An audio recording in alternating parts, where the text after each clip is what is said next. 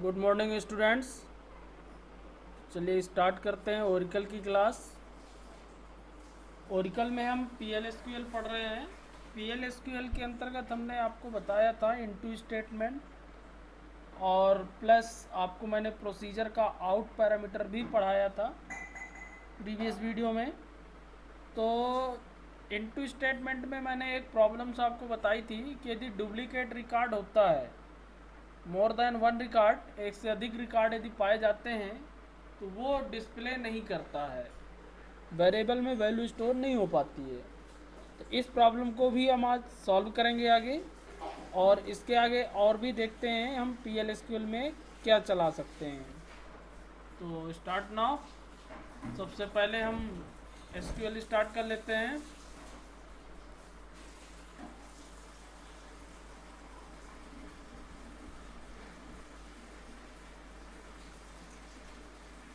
Login करेंगे।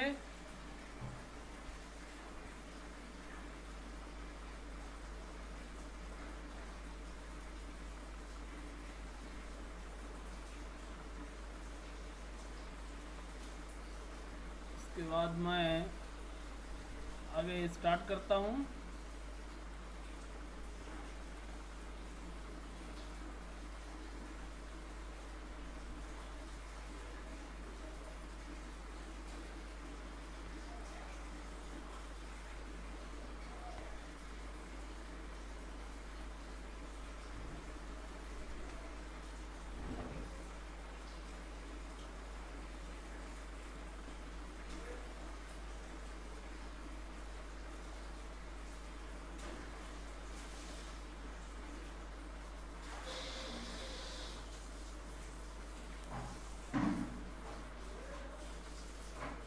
आज मैं आपको पढ़ाने वाला हूँ PL/SQL में अरे का यूज करना।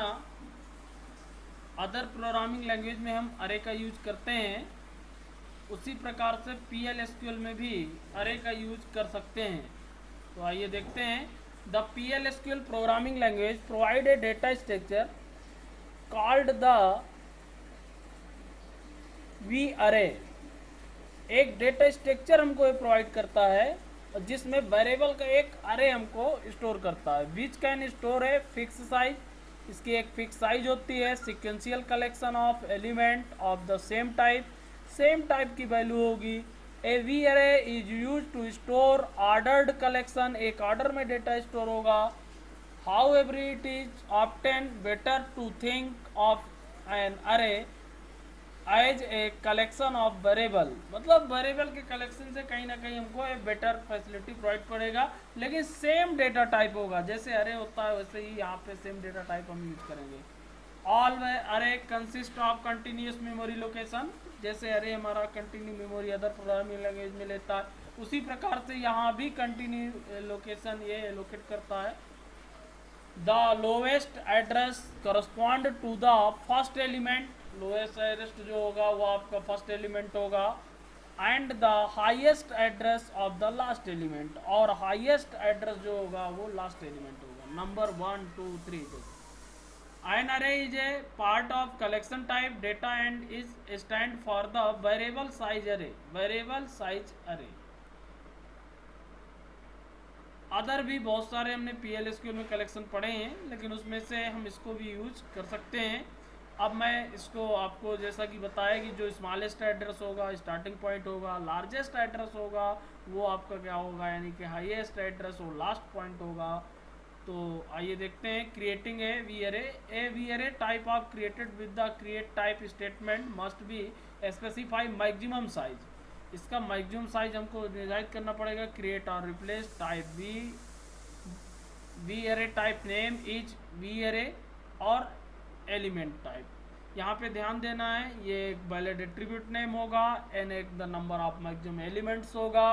एलिमेंट टाइप डेटा टाइप आपका जो निर्धारित करेंगे उस प्रकार से आप यूज कर सकते हैं। अल्टर्ड का स्टेटमेंट का यूज करके इसके साइज को बढ़ाया जा सकता है, लेकिन इसकी साइज को हम इंक्रीज कर सकते हैं, डिक्रीज नहीं कर सकते हैं। क्रिएट और रिप्लेस टाइप ऑफ अरे, ये इस प्रकार से हम इसको क्रिएट कर सकते हैं, उसमें वैल्यू को स्टोर कर सकते हैं। तो आइए मैं एक प्रोग्राम बनाकर आपको सीधा समझाने जा रहा हूँ। ये एक एग्जांपल हम लेते हैं।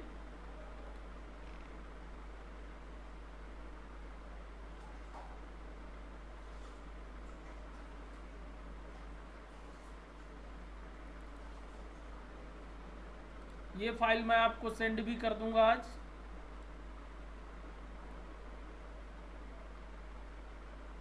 और इसमें आगे के भी कुछ एग्जांपल आपके पास रहेंगे, आप चलाते जाइएगा, बीच बीच में मैं फाइल आपको सेंड करता रहूँगा। ये देखिए, इसको समझ लेते हैं। डिक्लेयर किया, टाइप नेम, अरे एक हमने नेम लिया, इज यहाँ पे आपको ध्यान देना है, वहाँ हम जो लिखते थे सीधा इंट और टाइप यूज करते थे, यहाँ भी इस ब्रैकेट का भी ध्यान देना है। यहाँ पे जो ब्रैकेट हम बनाते हैं देखिए पैरेंथेसिस यूज करते हैं, और यहाँ पे जबकि अदर में हम ब्रैकेट यूज करते हैं, इसमें पैरेंथेसिस यूज करते हैं।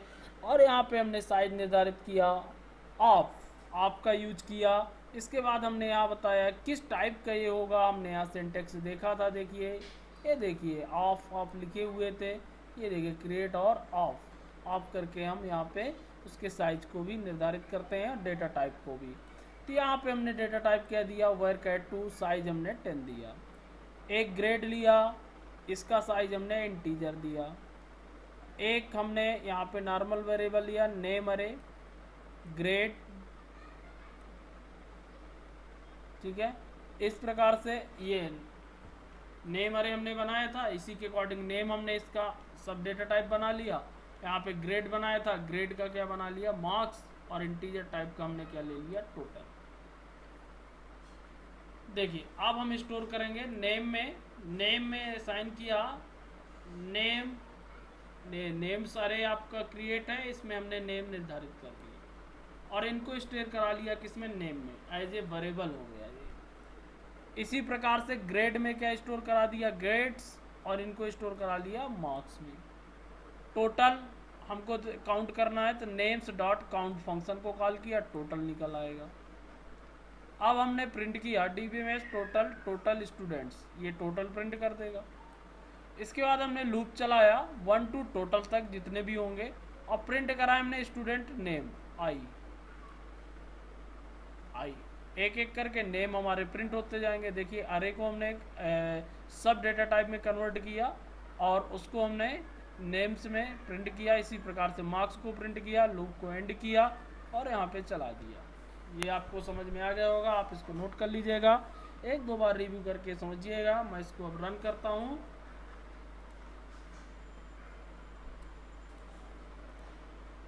ये देखिए टोटल स्टूडेंट 5, स्टूडेंट कविता, मार्क्स 98, प्रीतम 97, आर्यन, ऋषभ। इस प्रकार से आपके सारे स्टूडेंट का जो नाम है एक एक करके नाम आता जाएगा और प्लस उसके क्या आ गए, मार्क्स। ये हमने अरे का यूज किया, बहुत सिंपल तरीके से इसमें अरे का यूज कर सकते हैं, बहुत यूजफुल है PL/SQL में, इसलिए मैंने आपको यहाँ पे बताया।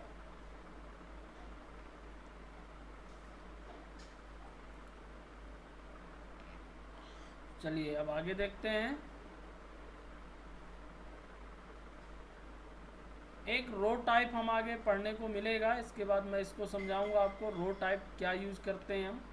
कल जब मैंने आपको अभी बताया था तो वो प्रॉब्लम आज हमको सॉल्व करना है। इसके पहले प्रीवियस वीडियो में मैंने आपको समझाया था कि जब डुप्लीकेट रिकॉर्ड होते हैं तब हम उस डेटा को एक्सेस नहीं कर सकते हैं, मैंने आपको रन करके भी दिखाया था।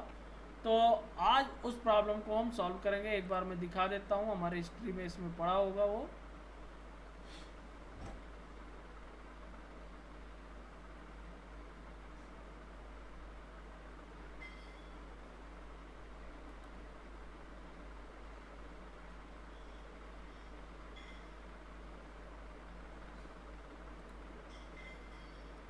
ये कस्टमर मैंने फाइंड आउट कराया हुआ था, रन किया था। यहाँ पे आईडी डालना था हमको, मान लीजिए 1 नंबर की आईडी डाला तो 1 नंबर के मोर देन रिकॉर्ड थे। ये देखिए ये प्रॉब्लम हमारी जनरेट हुई थी। मैं आपको ऐसे दिखा देता हूँ, सेलेक्ट स्टार फ्रॉम कस्टमर 1।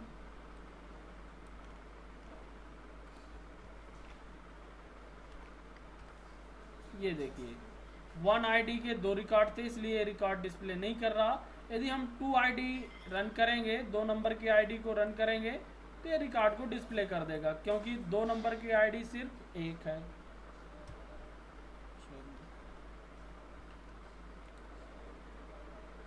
ये देखिए उसको इसने डिस्प्ले कर दिया, यानी कि कहीं ना कहीं डुप्लीकेसी को डिस्प्ले नहीं करता है। तो इस प्रॉब्लम को हम कैसे सॉल्व करेंगे ये हमको देखना है आज।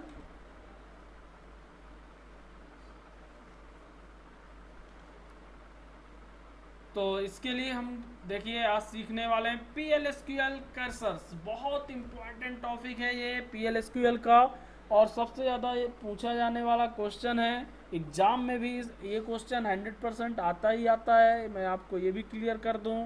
कर्सर कर्सर एक इम्पॉर्टेंट चैप्टर है, इसके माध्यम से हम इस प्रॉब्लम को सॉल्व कर सकते हैं डेटा को फ्रेचिंग करके। क्योंकि अभी जो डायरेक्ट डेटा है उसको एक टेम्परेरी मेमोरी में रखने की आवश्यकता होती है, और उस टेम्परेरी मेमोरी से फिर PL/SQL में वो डेटा डिस्प्ले होता है। तो आइए समझते हैं। Oracle create and memory area. Oracle एक क्या क्रिएट करता है, memory area, known as the text area, एक कॉन्टेक्स्ट एरिया कहलाता है for the processing SQL statement. और इसका यूज किस लिए किया जाता है, SQL स्टेटमेंट को प्रोसेस करने के लिए। Which contains all the information needed for the processing the statement, और सभी इंफॉर्मेशन को प्रोसेसिंग करने के लिए इसकी ज़रूरत होती है। फॉर एग्जाम्पल जो हमने प्रॉब्लम जनरेट किया, the number of rose proceed, एक से अधिक नंबर को प्रोसीड करना है तो हमें एक टेम्परेरी एरिया की आवश्यकता होगी। एक cursor is a pointer to this context area.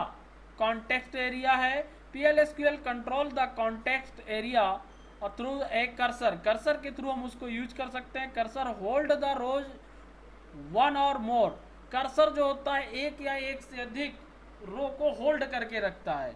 अभी ये प्रॉब्लम है कि एक से अधिक रो को होल्ड करने के लिए कोई भी हमारे पास एरिया अवेलेबल नहीं है। कर्सर को यूज करने से वो कर्सर में एक या एक से अधिक रिकॉर्ड क्या हो सकते हैं, होल्ड हो सकते हैं। Return by the SQL statement, set the row cursor holding reference active set, और जहां पे हम उसको होल्ड करते हैं वो क्या कहलाता है, active set. You can name the cursor, इसी को हम नेम करते हैं। मैं आपको सिंपल तरीके से समझा देता हूँ कर्सर क्या है।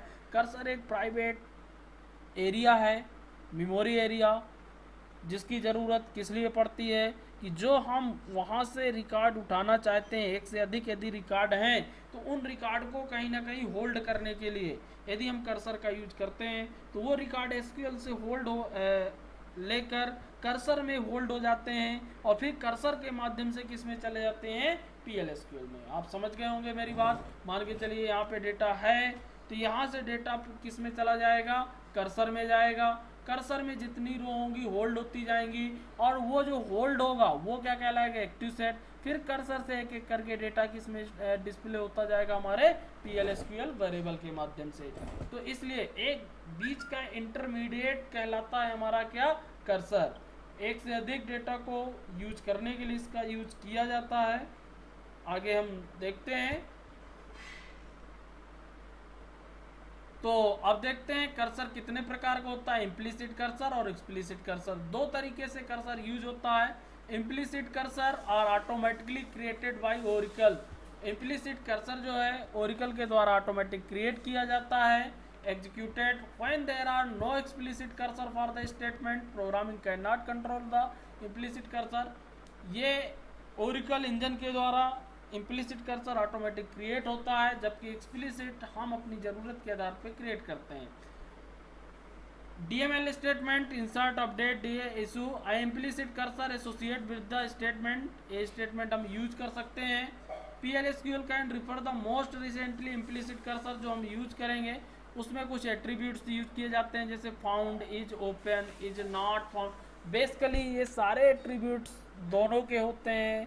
कुछ एट्रीब्यूट्स उसमें एडिशनल पाए जाते हैं किसमें, एक्सप्लिसिट में। तो मैं यहाँ पे कुछ एट्रीब्यूट्स आपको बता देता हूँ। यहाँ पे जो मोस्टली एट्रीब्यूट्स हैं, the following table provide the mostly attribute जो हम यूज करेंगे। Percentage sign found, return the true. यदि इंसर्ट अपडेट स्टेटमेंट हम यूज करते हैं, रिकॉर्ड इफेक्टेड होती है, यानी कि कहीं ना कहीं वो आपके रिकॉर्ड अपडेट हो रहा है या इंसर्ट हो रहा है, डिलीट हो रहा, तो हमको क्या मिलेगा, ट्रू। नॉट फाउंड, यदि रिकॉर्ड नहीं मिलता है तो नॉट फाउंड मिलेगा। इज ओपन, इसका यूज हम इसलिए करते हैं कि कर्सर हमारा ओपन हुआ कि नहीं हुआ। रो काउंट, रो को काउंट करने के लिए यूज करते हैं। इस प्रकार से बेसिकली ये 4 कंपोनेंट मेन एट्रीब्यूट हम यूज करते हैं और इन एट्रीब्यूट को यूज करके हम कर्सर को क्रिएट करेंगे।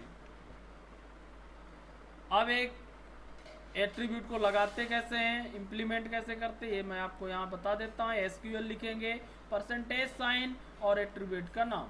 अभी हम देखिए क्या पढ़ रहे हैं, सिंपल मैं बता दूं, इम्प्लीसिट कर्सर पढ़ रहे हैं, एक्सप्लिसिट नहीं पढ़ रहे। ये जो कुछ भी हम बता रहे हैं किस लिए बता रहे हैं, इम्प्लीसिट कर्सर के लिए बता रहे हैं।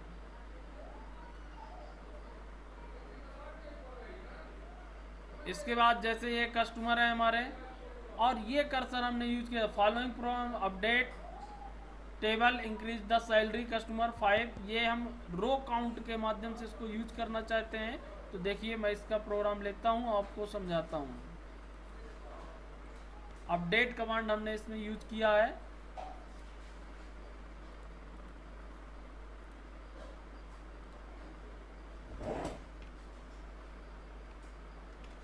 सॉरी,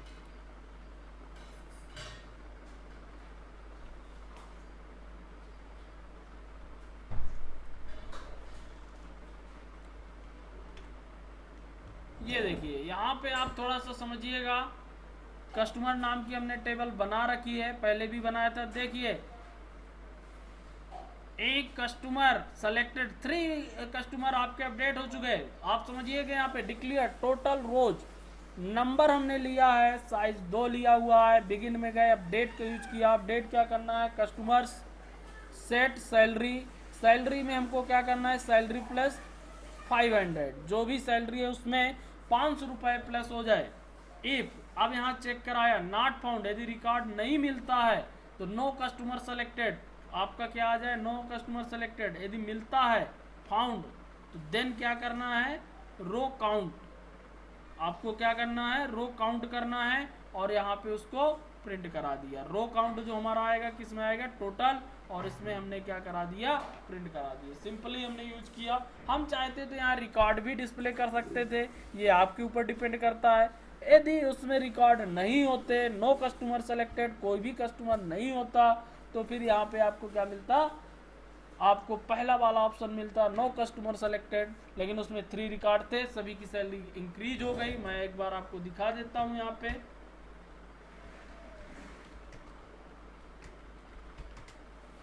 कस्टमर टेबल हम चेक कर लेते हैं एक बार।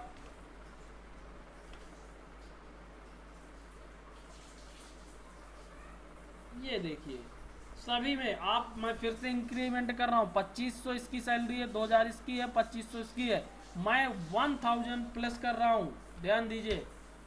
अब इसको इंक्रीमेंट करते हैं, एक से अधिक रिकॉर्ड है तो इंक्रीमेंट हो रहे हैं। अभी हम सेलेक्ट करने का भी प्रोग्राम बनाएंगे कि एक से अधिक रिकॉर्ड होंगे तो उनको हम डिस्प्ले भी कर सकते हैं, वो भी मैं आपको दिखाऊंगा। यहाँ मैंने अभी अपडेट कमांड यूज किया है, ये देखिए। अब इनको मैं सेलेक्ट करके देखता हूँ, ये देखिए 2500 वाला 3500 हो गया, 2000 वाला 3000 हो गया। तो इस प्रकार से मोर देन रिकॉर्ड। यदि हम कर्सर यूज नहीं करते, नॉर्मली PL/SQL यूज करते, तो एक से अधिक रिकॉर्ड थे, ये अपडेशन नहीं करता, कहीं ना कहीं प्रॉब्लम होती। कर्सर का यूज करने से हमको ये फायदा मिला, 3 रिकॉर्ड थे, तीनों रिकॉर्ड क्या हो रहे हैं, हमारे अपडेट हो रहे हैं। तो ये आपका इम्प्लिसिट कर्सर हुआ। आज आपको यही चलाना है। कल नेक्स्ट वीडियो में मैं अगला जो वीडियो बनाऊंगा उसमें एक्सप्लिसिट कर्सर आपको समझाऊंगा, और प्लस इससे इम्प्लिसिट कर्सर के एक आध एग्जांपल और आपको बताऊंगा। आज मैं ये फाइल भी आपको सेंड कर दूंगा। तो इस प्रकार से यहाँ पे आपको ध्यान देना है कि हमने कर्सर सीखा, और कर्सर में हमने आज इम्प्लिसिट कर्सर सीखा। अभी इम्प्लिसिट जैसा कि मैंने बताया था, PL/SQL जो होता है ऑटोमेटिकली उसको ओपन करता है, हमें ओपन करने की आवश्यकता नहीं है। अब जो हम एक्सप्लिसिट कर्सर सीखेंगे उसको हम अपने अकॉर्डिंग ओपन करेंगे और फिर उसको यूज करेंगे। तो आज के वीडियो में यहीं पर क्लोज करता हूँ। आपको ये चलाना है और इसको रन करके देखना है। ये फाइल मैं आपको सेंड कर दूंगा। ओके, तो आज का वीडियो क्लोज करते हैं।